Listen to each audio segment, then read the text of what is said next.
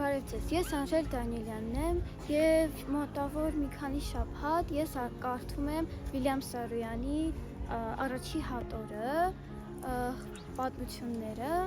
Իմ մայրիկի հետ եմ շատ պատմություններ կարդացել և կարելի է ասել գրքի կեսը հաստատ կարդացել եմ։ Ինչն է ոգեշնչում Անժելին, որ նա գիրք կարդա։ Ինձ ոգեշնչում է հենց գիրքը և իմ ընկերները նաև, որ տեսնում եմ իրանք ակտիվ կարդում են իրենց սիրելի գրքերը, ես էլ եմ սենց կոպիտ ասած հավեսի եմ գնում և գնում կարդում։ Ստիպված ես կարդում, թե սիրով։ Լինում է ստիպված, լինում է ստիպված, որովհետև մայրիկիս հետ սկսում ենք այդպես պատմություններ կարդալ, բայց արագ այդ ստիպված լինելը փոխվում է սիրով լինելու։ Նաև ուզում եմ ասել, որ Վիլյամ Սարոյանը իմ ամենասիրելի գրողներից մեկն է և իր լեզուն ինձ ոգեշնչում է նաև ինքս գրելուն։ Ստեղծագործում ես։ Դե,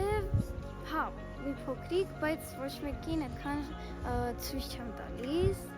Որ երրորդ գիրքն ես հասցրել ընթերցել այս ուսումնական տարվա ընթացքում։ Ուսումնական տարվա ընթացքում, եթե հաշվենք բոլոր գրքերը, մոտավոր 4 կամ 5, բայց եթե հաշվենք մայրինի ժամանակ կարդացած, ուրեմն 2։ Եթե չեն ուզում ընթերցել, ինչպես մարդը կարող է իրեն մոտիվացնել կամ որ գրքից սկսի, որ հավեսով կարդա և սկսի սիրել ընթերցելը։ Ես չեմ կարող կոնկրետ գիրք ասել, որ